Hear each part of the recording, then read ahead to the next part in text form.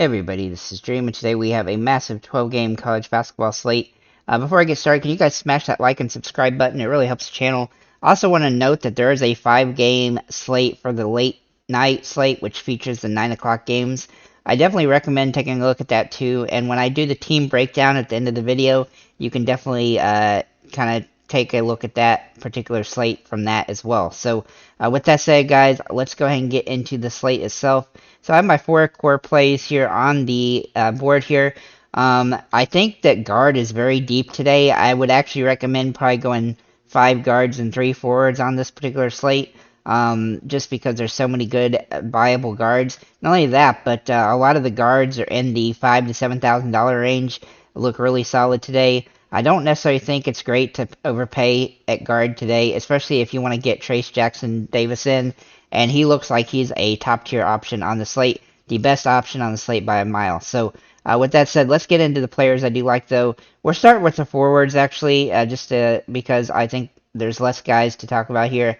We're going to start with Trace Jackson Davis. He is the overall best option on the slate. He is projected to score more than 10 fantasy points more than any other player on the slate. He looks like he's in a great spot. He's also on the highest scoring team and in the highest scoring game, and he has a crazy fantasy point per minute at 1.29. And he's had 6 games versus Iowa, and in all 6 of them, he's been over 34 fantasy points, and in 3 straight, he's been over 47. That's since Rebecca has been on Iowa, and he's absolutely just dominated every single time. This game should be close enough to get him in top tier in minutes as well, and he'll flirt with a double-double and even a triple-double in this one, likely, and so I look for him to be a great option here. I think with all the value plays available at the guard position, he's definitely rosterable. Typically, I wouldn't say that in college basketball about a guy that's $11,000, but he's been absolutely great lately. Getting a double-double would definitely be a benefit, but his floor is relatively safe despite his insane ceiling and price. So I think he's a great option. Then we're going to look at Iguodala for Marquette at $7,500. He's a little bit more pricey than I'd like him to be, but his team is favored to be good in this one, and he's been pretty safe floor for most of the season. He hasn't had too many really bad games, though. He's had a couple. I don't expect it here, just because he's been relatively consistent. And he's got pretty good upside and has a good alternative to like Joey Hauser or Philip Fabrica. If you'd rather go with a little bit higher price but a little bit safer, you could definitely go with him. But again, he doesn't have the ceiling that Hauser and Rebecca have, but he is an interesting and safe option on the slate. And he's pretty viable, but he's a little bit overpriced. Then we're going to look at Joey Hauser for Michigan State at $7,200. He smashed for Nebraska for 36 fantasy points last time they played, and he's got pretty good upside here and a decent floor. I wouldn't have minded him being a little bit cheaper, but he's definitely worth a look.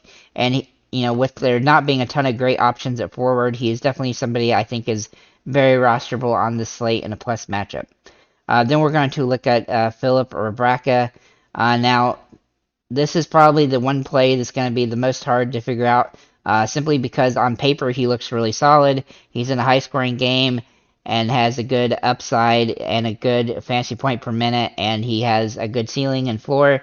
On the downside is he's played against Indiana 3 times in his career, and 2 of the 3 he's been really bad. And in the one good one he had, he did end up fouling out.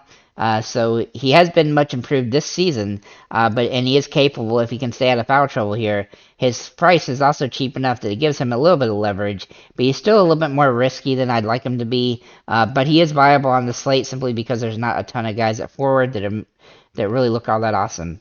Then we're going to look at Matty Sissoko for Michigan State. Now he's a value play at $4,000, and I really thought about not entering him here, but there are just not enough forwards available that make me super excited, so he is somebody to consider. He's a secondary cheap option, and one of the better options under $5,000, being that he's a starter and plays around 20 or so minutes a game. His floor is about 9 fantasy points, which somehow he's managed to score in 6 of the past 11 games. He's literally been in that 9 to 10 range in 6 of the last 11 games. But he does have some good upside here, and he's only had one game in that last 11 games where he didn't score at least 9 fantasy points.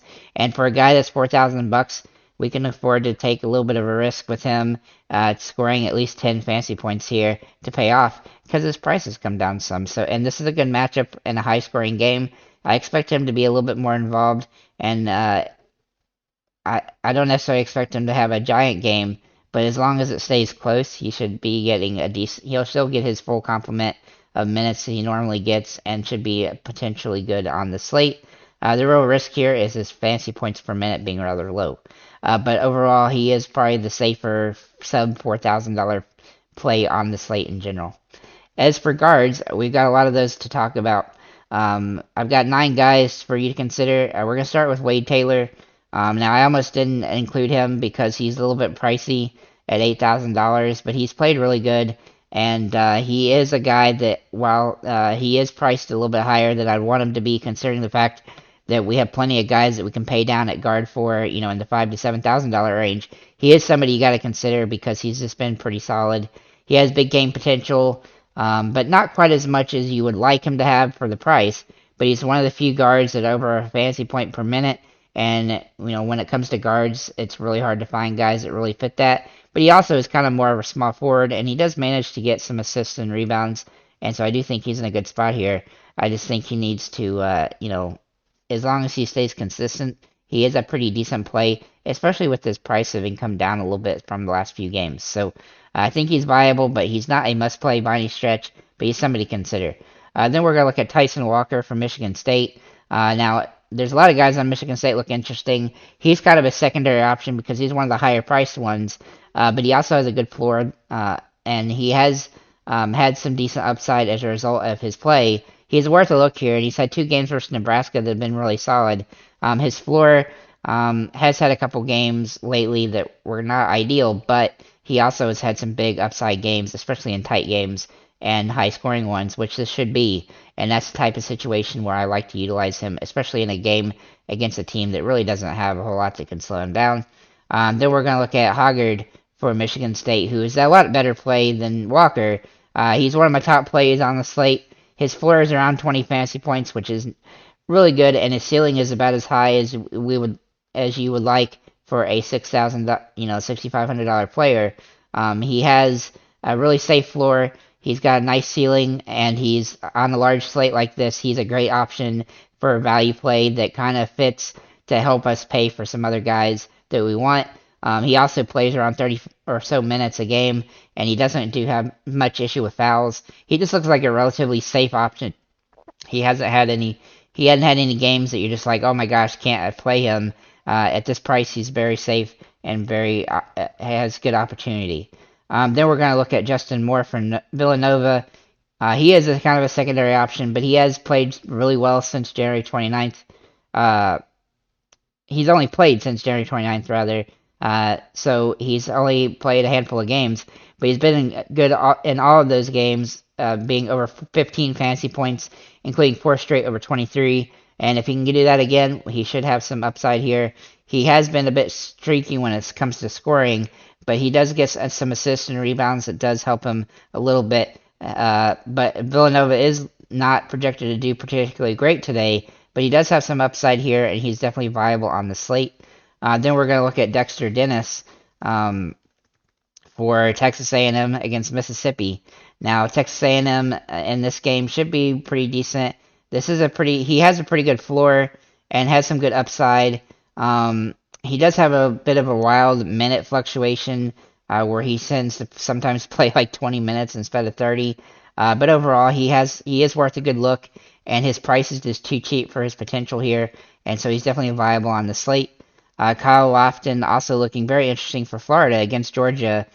He has some nice upside here. He's almost as safe as Hoggard. He's played well this season. His floor is not as crisp as some of the others at this price, but he has no games under 14 fantasy points as a starter, and he plays 33 or so minutes. He has really good upside here, so I think he's a great option on the slate. He's definitely somebody I'm going to try to get into my core lineup.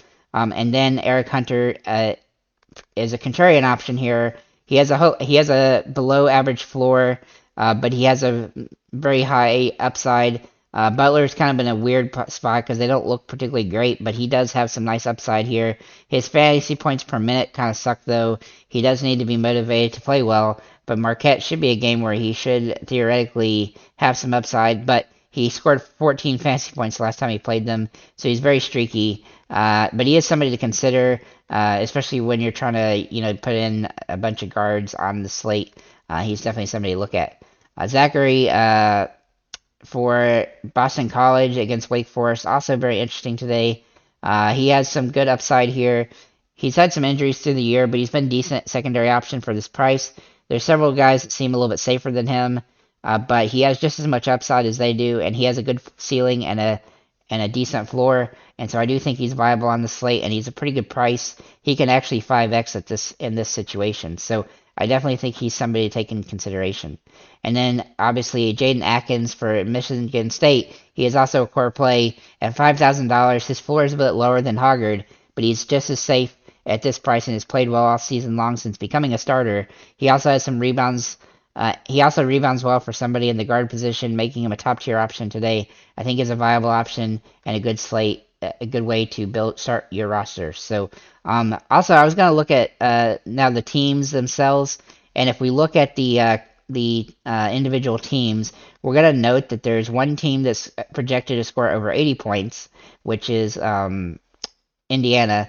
Then there's 11 teams over 70 points, including Indiana, and 13 teams under 70 points. So all the games have a spread of 9 points or lower, so that does make the slate pretty interesting. The Indiana game is the highest scoring game with 155 points, and that's a good 10 points over the second best one, which is Wake Forest and Boston College, and also Florida and Georgia, and Duke and North Carolina State. And then we have a bunch of games in the 140 range, and then we have a couple games under that, which are basically the four of the 5 late slate games, and then the Villanova Seton Hall game and the Clemson Virginia game. So as for the big slate, I think it's going to be more advantageous to use a lot of guys from the earlier games, but for the night slate, it's going to be a pretty even slate from that perspective.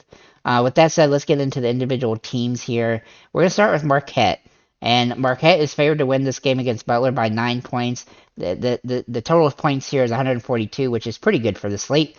Kolek and Igudaro are interesting. You could also make a good argument for Mitchell as well.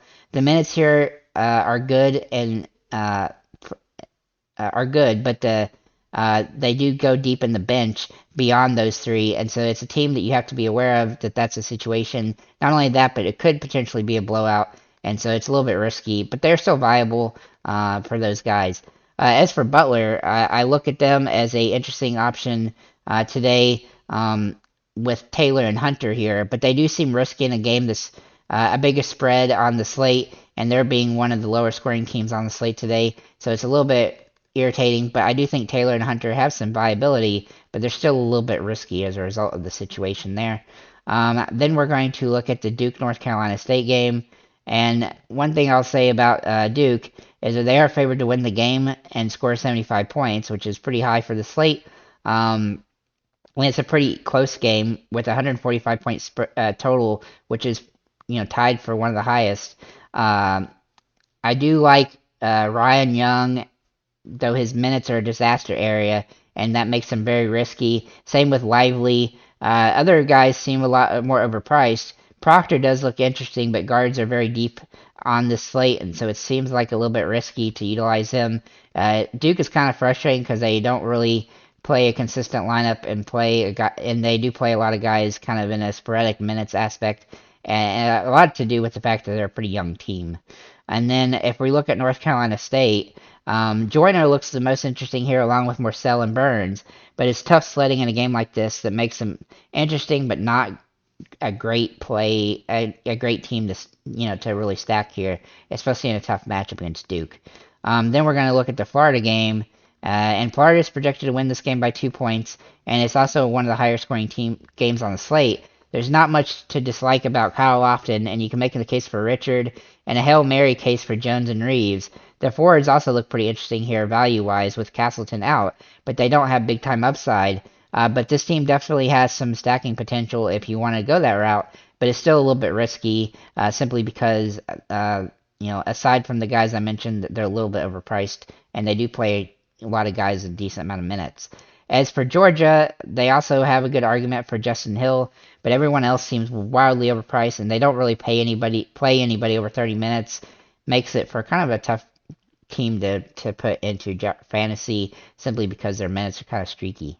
As for Indiana, Iowa, Indiana is favored to win this game by 6 points, which is really good news for a very high scoring game with a 155-point spread, or total rather. Trace Jackson Davis looks like a near must play. Everyone else seems a little bit overpriced for this team, but some guys are worth a look, especially the forwards. Considering this is a high scoring game, they have some upside, and their prices like Kopp and Galloway are both interesting plays on the slate. As per Iowa, Rebracka and Murray, along with some of the guards on the team, look pretty good. They do also play with a short bench, and they have some good upside here. Ulyss Perkins and Connor McGraffrey all have utility here. I think they're viable, but they're still a little bit risky due to the fact that they're likely to lose, but they still have some upside regardless of that. As for this Virginia-Clemson game, Virginia is projected to win the game by 8 points. This is the lowest scoring game on the slate, 129 total points. But you can take a look at Franklin and then move on to the next team. Everybody else is overpriced and underperforming, and so I don't really like anybody except for Franklin on Virginia, and he's even risky at best in his perspective. As for Clemson, if it was a smaller slate, I would look at Chase Hunter as a good option, but it's not, and this team is projected to be the worst scoring team on the slate, and it's an ugly matchup to boot, so just pass over them. If you just want a wild card kind of lineup, then you can take a look at Chase Hunter, but I'm probably going to avoid Clemson pretty much exclusively on the slate. As for the Wake Forest-Boston College game, this is one of the high-scoring games, 145 points, and Wake Forest is projected to win this game by 8 points. And while I really wanted to like a lot of players on this team, they do seem a bit overpriced. Appleby, Carr, and Hildreth should be the main trio here for the game. I could see their minutes be a bit lower than average due to the spread of the game, and you can make a small argument for Clinton being a new starter due to injuries, but they are kind of risky, and I don't really love them. I think they're just likable enough that you can consider them, but they're still pretty risky, and there's just better options available elsewhere. As for Boston College, while they do have some interesting value in Zachary and even McLaughlin, the minutes for most of the guys here are very inconsistent, and I don't really like much else. Tread carefully outside of Zachary as they do play a deep bench, and so it is a bit of a risky option to utilize anybody from that team. And then we're going to look at Villanova and Seton Hall. Now, for Villanova, they are favored to win this game by 2 points. This is the second lowest scoring team on the slate, and the last game before the night slate will kick in for my teams. Justin Moore has the most interest here. Daniels and Slater also have minor interest, along with Dixon, but it's hard to be super excited by a team that's barely favored to win in a low-scoring game on a big slate. If it was a shorter, smaller slate, I would definitely have more utility for them, but it's just a kind of an ugly game that looks pretty tough, and I don't really think anybody from this game is completely are locked-in options, but they have some, Justin Moore has some utility here. As for Seton Hall,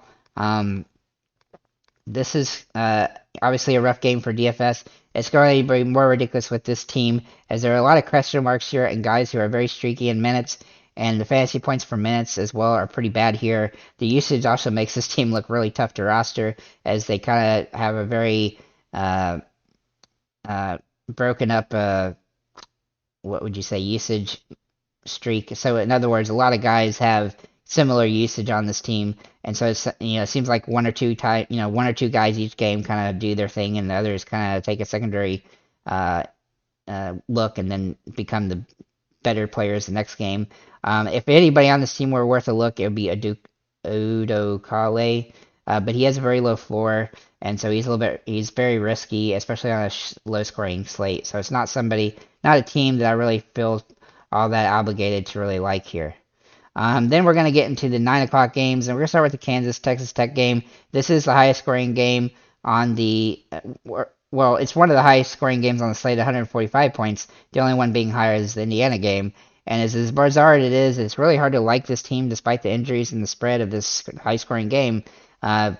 Kansas is favored to win by about 9. Everyone seems overpriced by a lot. Harris and McCullough are the best options, but Harris is expected to play, but he has been on the game time decision list for a few days due to injury. The bonus here is the top 4 starters do play max minutes, so they are viable, but they just seem riskier than they should be on this slate. As for Texas Tech, they are favored to lose this game, but O'Banner and Harmon definitely have some utility. They have more utility on the late slate than on the main, but they do have some utility just the same. And there are some other risky options on this team, but not anybody else that I really think are very worth taking a look at. Then we're going to look at the Texas the Texas A&M game against Mississippi. Now this game is interesting because the spread is 5 points, and it is 137 fantasy or total points spread. Total and a 5-point spread. Taylor and Dennis look interesting for Texas A&M. And they should win this game, and those two guys should be the reason. Steer clear of anybody else. I don't really think anybody else on Texas A&M is worth much of a look. Then we're going to look at Mississippi, and this game does look pretty ugly for them. Brakefield would be the most interesting player on the slate. Maybe in the light slate, he's somebody to take in consideration, but on the big slate, he's definitely avoidable. The bench is too deep, and like for a slate like this, and in the game, they are projected to be the lowest scoring team. One of the lowest scoring teams on the slate, so they're very avoidable on this slate in general. Then we're going to look at Michigan State and Nebraska. Now, Michigan State looks probably my favorite team to stack on the slate, with Hoggard being a top-tier auction along with Atkins. Hauser and Walker also look interesting. They even have some value plays in Cisco, but I'd probably steer clear of the rest. But they definitely have some stackable utility here. And also, Nebraska, surprisingly, also has some stackability with Walker, Greisel, Welcher, and Tominga all looking interesting. And I'm still uneasy about using them since there are pretty much better options for the total overall slate. But in the late slate, they definitely gain more interest. And I could see a Michigan State-Nebraska game stack for the late slate as a viable option. But I wouldn't want to do that in the main slate. Even Lawrence and Hoiberg also have some Hail Mary utility for Nebraska, so that definitely makes this game, the Michigan State-Nebraska game, very viable in general for fantasy today. Then we're going to look at the Boise State and San Diego State game. Now, Boise State is favored to win this game by 2 points. This is one of the lowest scoring games on the overall slate. But Boise has Shaver, Rice, and Smith all have some utility here, but they are priced more than the safer options on better teams, and they have one of the lower scoring games on the slate, which definitely hurts them. But these guys do play 30 minutes most each game, and so that does give them some utility. It's just a little bit riskier than some of the other options. As for San Diego State, they aren't favored to win this game. And Butler and Bradley do have some utility, but they're risky plays and a low-scoring game. And I don't expect them to win the game. And Parrish has some streaky utility as a player here as well, but as a value play. But he isn't ideal by any stretch of the imagination. As for the Tennessee game, last but not least, the Tennessee and Arkansas game. Tennessee is projected to win this game. I actually think the spread of 6 points is a little bit high. I expect this game to be pretty close. Tennessee really doesn't look great on the main slate, but you could take a look at James and Piscovi, they do have some interest, but they are a little bit overpriced. Ziegler and Ado also are some contrarian options, but I do think that they're safer looking on the late slate than the main one. As for Arkansas, I really do think that they have some upside here, but this is a tight game and an offensive team. A defensive team and a defensive game. I do think Arkansas can win this game, and if they do, then Black and Council will be a big reason for it. They are the two that have DFS potential here, but not as ideal as some of the other options on the main slate. Nick Smith also has some interesting ability here since he's been starting the last 3 games. And he's been good in the last 2, so you can make an argument for him. But in the last 2 games, he has been over 30 fantasy points. The risk with him is mostly just the fact that he's scoring dependent. So overall, I do think this slate has some great utility. It has some really good options. I think it's a really solid value slate, as in you can really stack up your mid-range plays, which hasn't really been true for a lot of these type of slates lately. But I really like this slate from that perspective, so you can afford to pay up for Trace Jackson Davis, and you don't have to pay down for a whole bunch of cheap guys to make that out. I also have 4 sub $5,000 plays for you to consider. I wanted to end the video with these guys. just as kind of a back end options. Miller Kopp for Indiana at $4,500. Trey Galloway of Indiana at $4,700. Lamont Butler at $4,800. And Aaron Eulis for Iowa at $4,000. They all have some good secondary looks as value plays. If you need to pay down for some guys, then those are the type of players that I would utilize as your utility players to help pay up for whoever else that you want on your lineup. So with that said, guys, thank you for liking, commenting, subscribing. If you have any comments or questions, feel free to leave them below. And have a nice day, guys.